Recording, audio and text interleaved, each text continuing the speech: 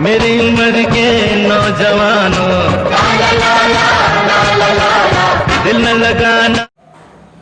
तो आ गए आप, अब आ ही गए हो तो दोस्तों आओ, आज हम फिर मिलकर बात करेंगे एक बार फिर से एक अच्छे ही तड़कते भड़कते टॉपिक के बारे में, जो है इंसान की बेसिक नीड, मतलब रोटी, कपड़ा और मकान।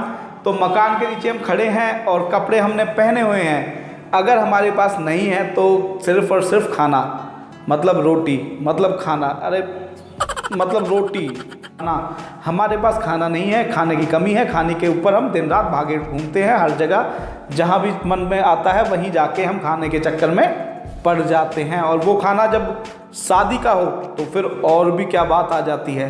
तो ठीक है दोस्तों, आज का जो हमारा विषय टॉपिक है पंचनामे का, वो है शादी का खाना।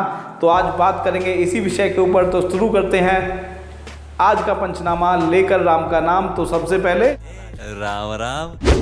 कुछ बेचारे लोग तो इस रोटी के इतने सताए हुए रहते हैं कि वो शादियों में भी आके खाना खाना भूल जाते हैं और खाने को चुराने की कोशिश करने लगते हैं, जैसे उन्हें कल की चिंता सता रही हो और कल वो क्या खाएंगे। आज ये शादी इनकी हो जाएगी तो खाना छूट जाएगा, उसके बाद कल क्या करेंगे। तो इसलिए आज का जुगाड़ ठूस ठूस के खाने के बाद करने के बाद ये कल के चक्कर में भी खाना चुरा के ले जा रहे हैं।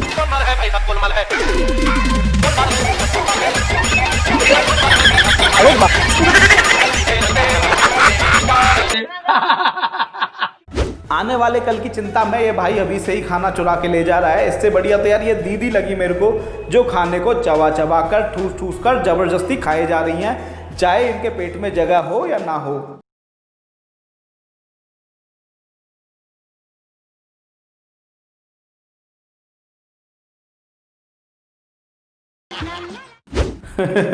और अगर कल का जुगाड़ करना ही था मेरे भाई, तो इन दीदी की तरह हमारी के कम से कम खाना मांग कर ही जुगाड़ कर लेता। कम से कम इस तरह से चुराने की तो नौबत नहीं आती और तेरे को खाना भी मिल जाता।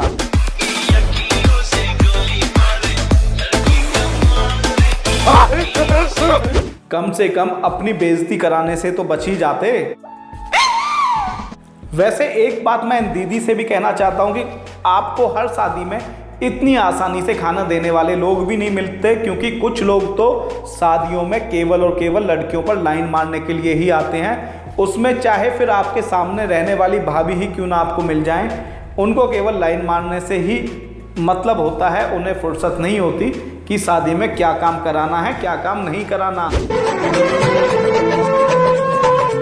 जाने वफा तुझको क्या दे, दिल कह रहा है दुआ। अब आगे नहीं बोलेंगे वरना गड़बड़ी हो जाएगी। और मेरे भाई कुछ लोग तो केवल शादियों में इसीलिए काम कराने के लिए आते हैं कि वो भरपेट खाना खा सकें, दिन में कम से कम 10-12 बार खाना खा सकें, वो भी शादियों में आके। क्योंकि ये वही लोग होते हैं जो अपने घर में एक टाइम भी खाना नहीं खाते और केवल राह देखते हैं कि किस शादी का निमंत्रण आया, वहाँ जाके हमें काम कराना है और अपना पेट भरना है खाना खा के।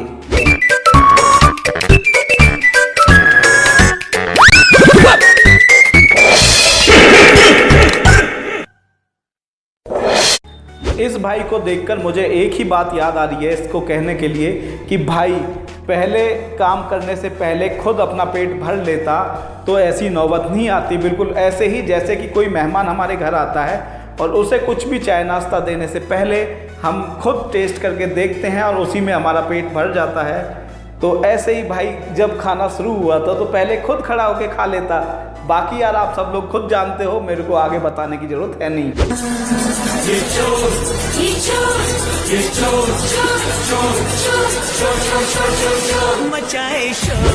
और दोस्तों कमाल तो इस बात का होता है कि शादियों में भी लोग अपनी चोरी की आदत छोड़ते नहीं हैं, फिर चाहे उनकी इसी चीज के चक्कर में मरम्मत ही क्यों ना हो जाए। जोर से तू मेरी पेप्सी पी ले। दोस्तों जब बात चल रही है शादी के खाने की और दूल्हा दुल्हन का जिक्र नहीं आए, ऐसा तो हो ही नहीं सकता।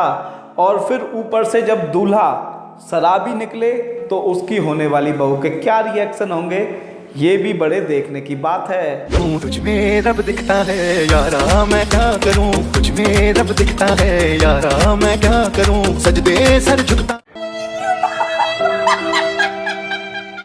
इस दुल्हन बनी बहन को देखकर तो बेचारी को यही मन में मेरे ख्याल आ रहा है कि ये यही सोच रही होगी कि अब इसकी ज़िंदगी में आगे क्या होगा। मतलब यार इसकी ज़िंदगी में अभी से ही इसके भाग फूटने वाली फीलिंग ने जन्म ले लिया होगा, क्योंकि पति मिल गया शराबी अभी से पैक बना रहा है वो।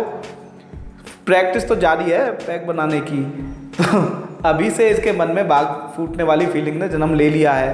खैर यार अब शादी हो चुकी है तो हम कर क्या सकते हैं, तो इसीलिए अब हम बढ़ते हैं आगे और देखते हैं कि अब हमारे शराबी मित्र को जो एक रसगुल्ले के चक्कर में उलझा हुआ है उसका सारा का सारा नशा एक रसगुल्ले ने उतार दिया है। पूरा ध्यान उसका रसगुल्ले की तरफ है, वो खाए या ना खाए। तो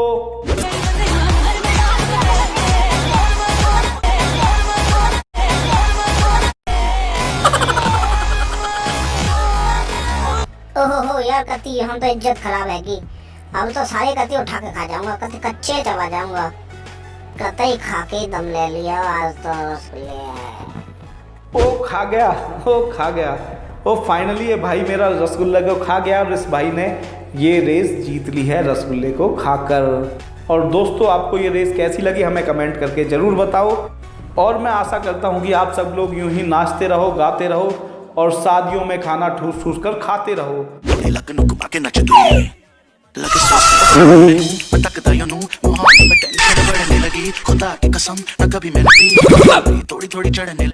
तो दोस्तों आज के लिए बस इतना काफ़ी है। हम मिलेंगे आपसे अब अपनी अगली वीडियो में, तब तक के लिए आप बने रहें हमारे साथ और देखते रहें देहाती उड़ान सिर्फ और सिर्फ यूट्यूब पर। और हाँ, इंस्टाग्राम, ट्विटर और फेसबुक पे भी हम देहाती उड़ान के नाम से है, वहाँ भी जाके आप हमें फॉलो कर लो। और वीडियो पसंद आई है तो लाइक, नहीं पसंद आई तो डिसलाइक। तो दोस्तों अपना ख्याल रखो, शादियों में खाना खाते रहो और सब स्वस्थ रहो।